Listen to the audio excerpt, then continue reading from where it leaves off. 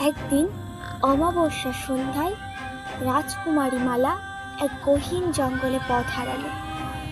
সে বাড়ি যাওয়ার পথ পাচ্ছিল না। তখন জঙ্গলের মধ্যে এক জায়গায় এক টুকরো আলো জ্বলতে দেখল।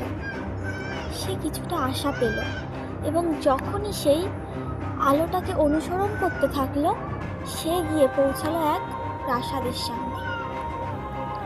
সে যখনই প্রাসাদের সামনে পৌঁছালো, হঠাৎ করে এক কালো হাওয়া তার চারিদিকে ছড়িয়ে পড়ল। সে কিছু বুঝে ওঠার আগেই তাকে ঘিরে ধরল একদল পেতনি, পিশাচ, ডাইনি, নরকঙ্কাল সহ অনেক কিছু। তখন রাজকুমারী মালা ভয়ে কাঁদতে থাকে এবং চিৎকার করতে থাকে।